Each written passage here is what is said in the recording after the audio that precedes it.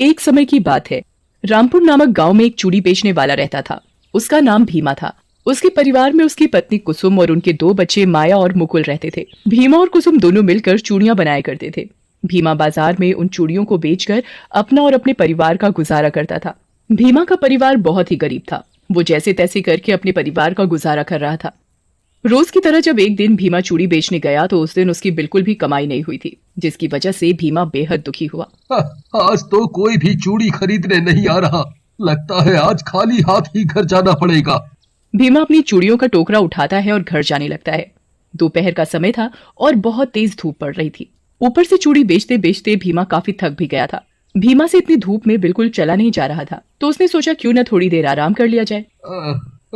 आज तो मैं बहुत ही थक गया हूँ और ऊपर से इतनी तेज धूप मुझसे बर्दाश्त ही नहीं हो रही।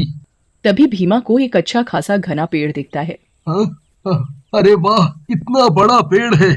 चलो थोड़ी देर इसी पेड़ के नीचे आराम कर लेता हूँ। भीमा अपनी चूड़ियों की टोकरी पेड़ के नीचे रख देता है और खुद भी वहीं उस टोकरी के पास लेट जाता है। जिस पेड़ के नीचे भीमा आराम कर रहा होता है वहाँ एक पीपल का पेड़ होता है।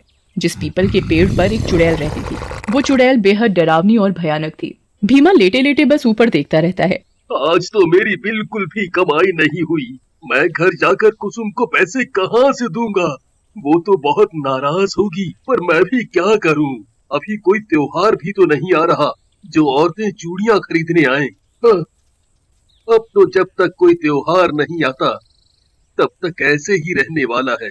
समझ नहीं आ रहा मैं घर का खर्च कैसे चलाऊंगा।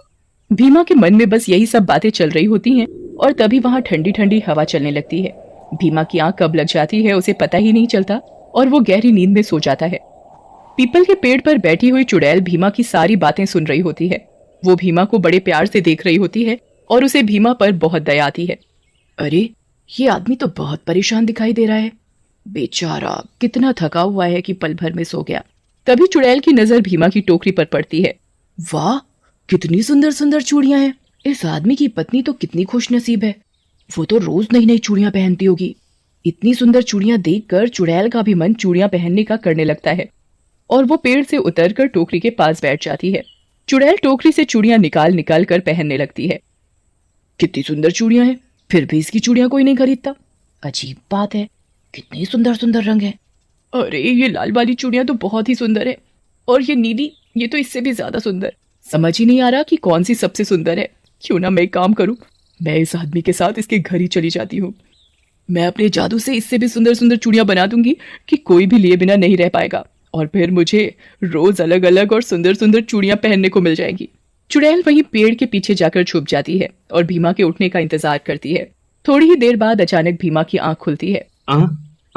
लगता है मैं ज्यादा ही देर सो गया। इतनी ठंडी ठंडी प्यारी प्यारी हवा चल रही थी, इस समय का पता ही नहीं चला। अब जल्दी से घर चलता हूँ। शाम भी हो चुकी है और थोड़ी ही देर में अंधेरा भी हो जाएगा। भीमा अपना टोकरा उठाता है और घर की ओर चलने लगता है। चुड़ैल भी चुपके चुपके भीमा के पीछे चलने लगती है और भीमा के साथ उसके घर पहुंच जाती है।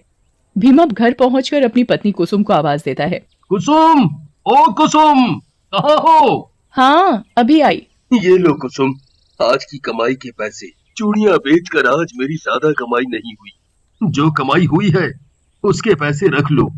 ये क्या, आज इतने कम पैसे लाए हो? क्या करूं, आज कोई चूड़ी लेने ही नहीं आया। ऐसे तो बड़ी परेशानी हो जाएगी।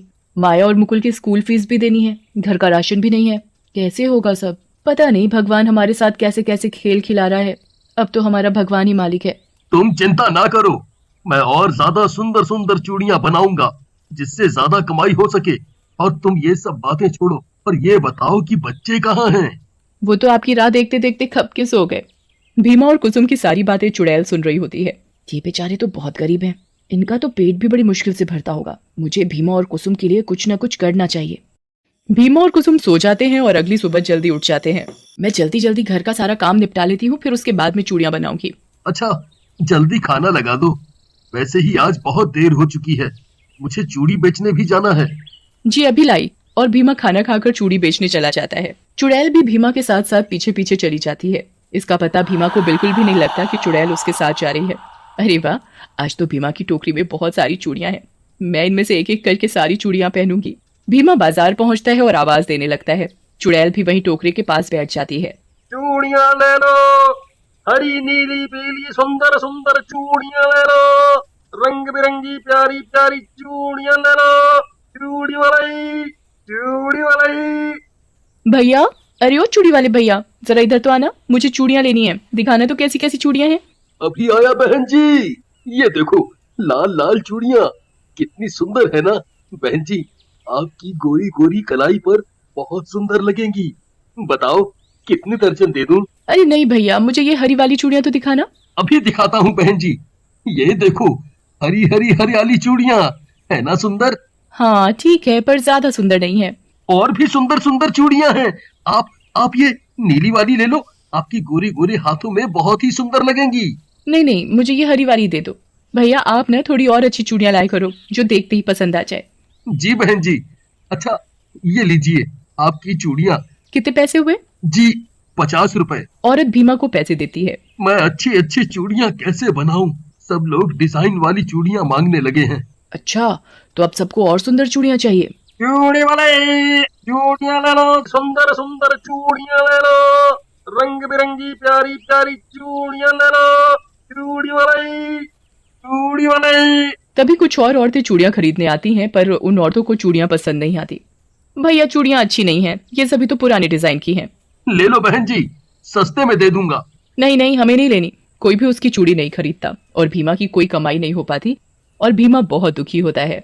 मैं कुसुम को आज भी ज्यादा पैसे नहीं दे पाऊंगा। राम जी कुछ तो करो, कुछ तो करो। शाम हो जाती है और भीमा अपने घर की ओर चल देता है और घर पहुंचकर कुसुम को आवाज देता है। कुसुम, कुसुम। अरे बाबा, आ रही हूँ, इतना शोर क्यों मचा रहे हो? ये लो आज की कमाई। ये क्या, आज तो पहले से भी कम पैसे हैं, ऐसे कब तक चलेगा? तभी बच्चे शोर मचाते हुए आ जाते हैं। पापा आ गए, पापा आ गए, पापा हमारे लिए आज क्या लाए?